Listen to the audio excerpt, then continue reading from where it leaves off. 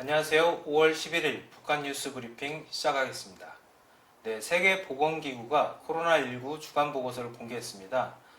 북한에서 지난달 29일까지 총 25,600여 명의 검사를 받았지만 확진자는 없었다. 이렇게 밝혔죠. 네, 4월 마지막 주에 추가로 751명이 더 검사를 했답니다. 거의 3만 명에 가까운 사람들의 검사가 이루어진 건데요. 네. 이 집계는 사실 북한 보건성에서 자체 집계를 해서 WHO에 이제 넘긴 거, 네. 보고를 한 것을 WHO가 이제 다시 세계 언론에 공개를 한 건데요. 이 통계를 보면 지금까지 북한 당국이 시료 51,698개를 채취해서 검사를 했답니다. 네네. 신규 검사자 중에 139명은 독감 혹은 급성 호흡기 감염이었다 이렇게 북한 당국은 밝혔고요. 결론은 아직까지 코로나19 확진자는 없다 이렇게 WHO에 보고를 했다는 것이죠. 네, 이런 통계를 어떻게 100% 신뢰를 할 수 있을까요? 확진자가 나왔다, 사망자가 나왔다 이런 소식도 좀 있었는데요. 예, 일단 확진자가 없었으면 하는 또 사망자도 안 계셨으면 하는 그런 바람으로 말씀을 드려봅니다. 저희가 하나 참고할 게 있어요. 네네. 그 앤서니 파우치 우리 언론에도 자주 소개됐던 분이죠. 미국 감염병 연구소장님인데 전 세계 코로나19 사망자가 실제 수치는 집계 수치에 비해서 한 2배 정도 많지 않겠냐 이런 다소 충격적인 발언을 하셨습니다. 네네. 지난주에 미국 워싱턴대 보건계량 분석연구소에서 하나 추계 보고서를 냈는데요. 그러니까 지금까지 전 세계 차원에서 코로나19 감염 사망자 규모 추계된 것이 네. 그것보다 오히려 실제 사망자 수는 2배 이상 많지 않겠냐. 그러니까 네, 690만 명, 네. 700만 명 가까운 분이 사망한 것 아니냐라고 하는 추정치를 밝혔습니다. 왜냐하면 보통 그 사망자 규모를 추정할 때 네. 병원에 실려와서 돌아가신 분들만 집계를 하는 관행이 있다는 거죠. 네네. 또 개발도상국 같은 경우에는 보건체계가 부실해서 네. 어떤 통계상의 누락도 좀 있지 않겠냐. 이 두 네. 가지를 주 요인으로 해서 실제 사망자 수가 통계 수치보다 2배 이상 많을 거다. 이런 얘기가 주장이 나왔습니다.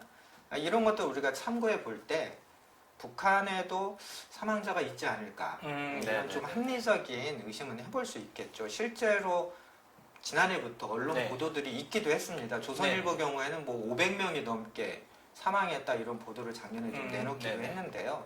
문제는 이런 보도나 추정들을 신뢰할 수 있느냐 또 신뢰해야 되느냐 이런 데에 대한 반론도 있습니다. 물론 북한에 지금까지 확진자가 한 명도 없다 이런 북한 당국의 주장을 액면 그대로 받아들이기는 좀 상식선에서는 좀 무리가 있죠. 그렇죠. 그렇다고 해서 북한 내부에 집단 감염이 발생했다 혹은 지역 감염이 발생했다 이렇게 확대 해석하는 것도 지금 시점에서는 좀 금물이 아니냐 이렇게 생각이 드는데요. 네네. 우선 잘 알려져 있다시피 북한이 이동 통제가 원래 엄격하고 그렇죠. 워낙 강했었죠. 심한 나라죠. 또 북한 사회 자체가 사람들이 모이는 걸 싫어합니다. 네네, 그렇죠. 모이면 뭔가 사고가 나고 안 좋은 일이 나오니까. 있다. 그런 좀 경직된 측면도 있고요. 또 하나 이제 통계적으로 유의해야 될 것이 진단키트가 지금까지 한 25,000개 정도가 반입됐다는 것이 WHO의 보고인데요.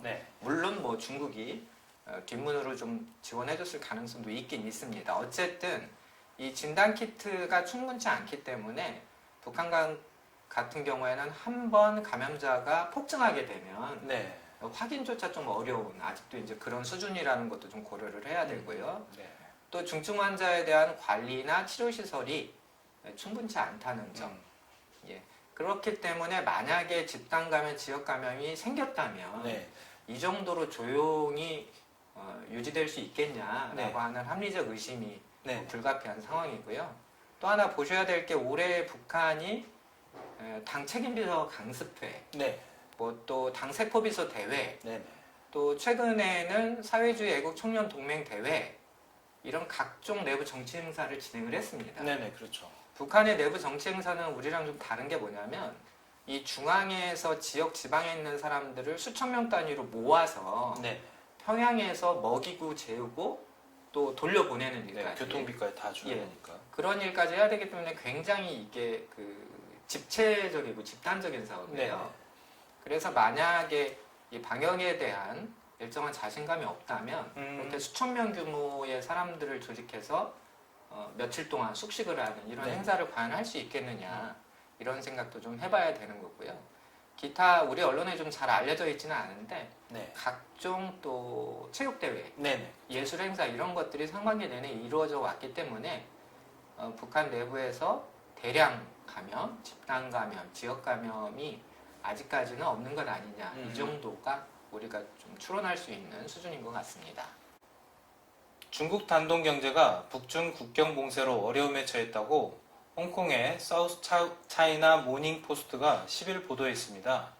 북한 특수를 누리던 단동시가 이번 중국 노동절 연휴도 조용하게 보냈다, 뭐 이런 내용인데요. 어떻게 이해를 해야 될까요? 예, 일단 홍콩 사우스 차이나 모닝 포스트 그 비교적 베이징의 눈치를 덜 보는 안 보는 그런 언론이다 해서 중국 언론 중에는 외부 사회의 신뢰도가 좀 높은 편입니다. 여기에서 이제 단동 현장을 네네. 가서 좀 현장 스케치를 한 모양이에요. 현재 북중 국경 폐쇄로 북한 노동자 한 5만 명, 네. 많게는 7만 명 정도가 중국에 체류하면서 오가지도 못하고 있다 이런 소식도 전했고요. 또 단둥에 북한과 무역을 하던 상점들도 대부분 문을 닫았다 이런 소식도 나왔습니다. 이제 재미있는 것은 그 단둥에서 영업 중인 북한 외화벌이 식당 있잖아요. 네, 저희 그렇죠. 그전에 많이 갔죠. 네. 여기에 대동강 맥주가 다 떨어졌다는 거예요. 아, 재고가 없어서. 예. 네. 이런 게 진짜 이제 현장을 가본 기자들이 쓸 수 있는 뉴스죠. 네네. 단동시는 그 시의 GDP 중에 북한과 무역이 20%가 넘는 그 전형적인 국경 도시입니다. 그래서 북한 네. 특수를 중국에서 가장 많이 누리는 그런 중규모 도시인데요. 네. 예를 들면 뭐 인조 눈썹 혹은 네네. 가발 혹은 뭐 의류 이런 임가공이라고 말하는 네네.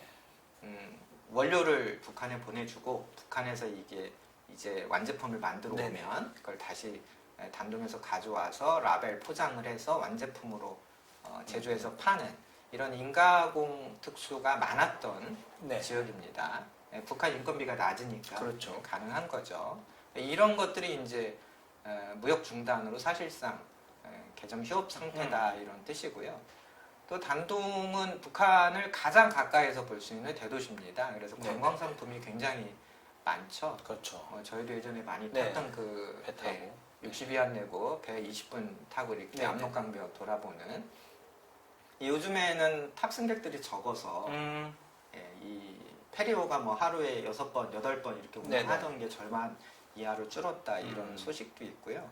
사실 이 배를 타고 이 신의주 쪽으로 가까이 가면 네. 북한 분들의 그 생생한 생활 모습을 볼 그렇죠. 수가 있습니다. 네네네. 이 단동 맞은편 신의주 쪽에는 또 그 북한 분들이 드물지만 네. 그 압록강 저기 하류 쪽에 비단섬이라고 불리는 네. 이런 섬으로 이동하시는 분들이 또 북한의 배를 타고 움직이시는 일종의 여객 터미널, 아주 작은 여객 터미널 같은 것도 있거든요. 네. 그래서 여기를 가보면 북한 분들을 이렇게 10m, 20m 앞에서 생생한 모습을 이제 볼 수 있기 때문에 이런 것들이 단동 시내의 유명한 관광 상품이었는데 이런 것도 좀 시들하다. 이런 기사들이 나와 있고요. 네네.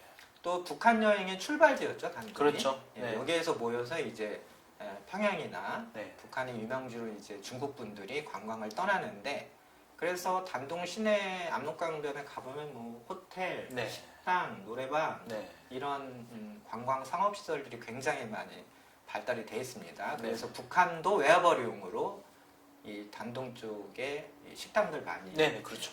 열었죠. 네. 그래서 여기 가면 이제 중국 현지 맥주가 뭐 제 기억으로는 뭐 8위안, 10위안, 네네. 15위안 네. 우리 마시던 그 압록강 맥주 이런 네네. 거였는데 뭐 대동강 맥주 이런 거는 최소 3배. 네. 그렇죠. 너무 비쌌어요. 예. 그래서 뭐 한번 먹어보자 이런 네. 걸로 해서 이제 마시던 그런 기억들도 나고 있는데요. 전반적으로 이런 관광 수요가 줄어들면서 네네. 단동 경제가 어렵다. 그러니까 꼭 아셔야 될 게 중국은 코로나19 상황에서 이제 많이 정상으로 돌아왔기 때문에 네. 이번 지난주 네. 5월 1일 중국의 이제 두 번째, 세 번째 큰 명절이라고 하는 5.1절 연휴 기간에 네네. 많은 유동인구가 있었음에도 불구하고 중국 국무원 통계로는 뭐 2억 명이 움직였다 이런 통계도 2억 명. 뉴스 보도에 네. 나왔는데 이 국경도시 단둥은 북한 특수를 거의 누리지 못했다. 네. 이렇게 뉴스를 종합하면 될 것 같습니다. 네. 북한이 모내기철을 맞아 주민들에게 농촌 지원을 독려하고 있습니다. 10일 노동신문 보도인데요. 온 나라가 농촌 지원 열기로 끓고 있는 지금 내각과 성, 중앙기관 당 조직들에서 이를 위한 조직 정치 사업을 짜고 들고 있다. 이렇게 보도했습니다. 뭐 또 시작된 거죠? 네, 이제 시작됐습니다. 5월 10일이 북한이 공식적으로 이제 그 행정 차원에서 네네. 모내기 시작이다 이렇게 알리는 날이에요. 네. 뭐 5월이면 뭐 모내기를 할 만한 네네. 황해남도 이런 데서는 할 만한 뭐 계절이기도 하고 그 1952년인가요? 김일성이 이제 전쟁 중에 네. 처음으로 모내기 하러 갔다. 그 날짜가 5월 10일인 거예요. 아, 그래서 이제 네네네. 5월 10일에 모내기라고 하는 어떤 상징적인 농업의 시작. 첫 시작을 알리는 날. 그렇죠. 네. 그리고 뭐 참고로 9월 20일이 이제 가을 수확의 네네. 시작일입니다. 그래서 이제 남쪽부터 그런 농업 일정들이 쭉 시작이 되는데 네. 노동신문에서는 이제 농촌 지원 전투를 위해서 뭐 들끓고 있다 이런 일종의 네네. 열기 고조 내용들을 보도를 했습니다. 뭐 관련 내용들은 특별한 건 별로 없는 것 같아요. 그러니까 네. 내각 차원에서 보면 전력공업성에서는 좀 전기 생산해서 농촌에 보내라. 네네. 예, 화학공업성에서는 뭐 비료 만들어서 또 보내라. 이런 기계공업성에서는 트랙터 보내라. 네. 이런 지시가 있었고요. 또 내각의 노동성이라고 있는데요. 네. 노동성에서는 사람들 보내서 모아서 보내라. 아, 농촌 지원 전투 나가라. 예, 네. 이런 것들이 이제 지금 진행이 되는 것 네. 같고요. 주목되는 것은 당 조직에는 특별히 방역 의무에 대해서 좀 당부를 한 대목이 있습니다. 네네. 모내기 전투는 보통 대학생, 네. 또 중고등학생, 도시 노동자, 또 전업주부들이 네. 주로 동원 타겟이 됩니다. 이 음. 사람들이 이제 모아가지고 지정된 협동농장에 가서 모내기를 돕고 와라 이제 이런 건데요. 과거 전례로 놓고 보면 이 모내기 지원 전투의 관건은 네. 이 사람들이 무상노동을 시키는 거거든요. 와서 일은 시키고 네네. 뭐 그거에 관련된 비용이나 대가는 지불하지 않기 때문에 네. 이 모내기 지원 전투를 사람들이 오면 네. 이 사람들 그날 점심, 네. 저녁, 밥 네. 이거 누가 책임지지? 이게 항상 음. 이슈가 되어 왔어요. 네네. 뭐 이런 문제에 대해서는 뭐 올해도 역시 특별한 대책은 좀 없는 것 같고요. 네. 어쨌든 그럼에도 불구하고 이제 시국이 시국이니만큼 방역 문제에 대해서는 당 조직이 좀 네. 주도권을 쥐고 해결을 해라 이런 당부를 한 대목이 좀 보입니다. 네. 뭐 그러면 이제 올해 농업 상황 어떻게 볼 수 있을까요? 예, 일단 북중무역이 네. 중단되어 있는 상황이기 때문에 농업자재가 좀 부족하지 않겠냐 네. 이런 예측들이 많이 나오고 있습니다.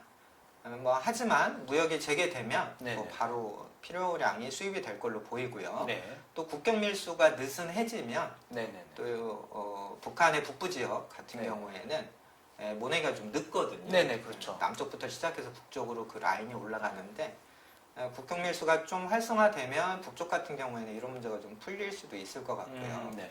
뭐 전력 부족은 하루 이틀 문제가 아니기 때문에 그렇죠. 올해만 악재다 이렇게 볼 수는 없고 네. 권태진 박사님 북한 농업 전문가죠. 뭐 네. 우리나라에서 제일 유명하실 뿐만 아니라 세계적으로도 유명하신 분인데요. 네. 권태진 박사님이 오늘 VOA와 인터뷰를 하셨어요. 제가 네. 내용을 찾아봤더니 다행스러운 건 일단 북한에 모내기 가뭄은 없을 것 같다 이렇게 네네. 진단을 해주셨네요. 이 모내기 관건은 이제 그 논에 얼만큼 물을 충분히 저장하느냐 그렇죠. 이런 거라고 해요. 저희도 그 대학 때 네. 농촌봉사활동 가면 그렇죠. 저희가 기말고사를 끝나고 갔는데도 가뭄 때문에 아직 모내기 준비가 안 된 그런 기억이 제가 납니다.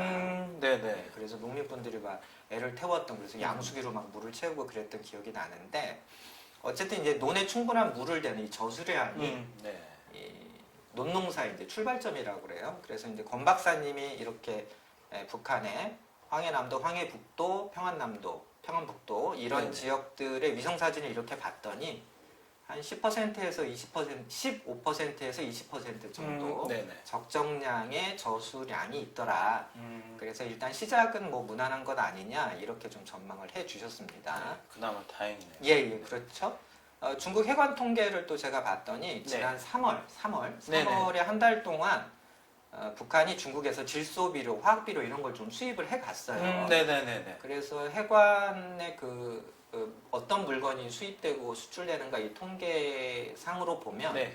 거의 뭐 북한이 유일하게 중국에서 수입해 갔던 것이 비료다. 네. 그렇다면 북한 당국도 어느 정도 농업 문제에 대해서 좀 준비를 하고 있구나. 우리가 이렇게 좀 판단을 할 수 있을 것 같습니다. 그래서 향후에 이제 뭐 날씨나 네. 뭐 추가 비료, 영농자재 이런 것들의 이슈가 있긴 하지만 올해 북한 농업 어쨌든 출발은 순조로운 것 아니냐 네. 이 정도로 저희가 정리할 수 있을 것 같습니다. 네, 오늘 북한 뉴스 브리핑 여기까지입니다. 감사합니다.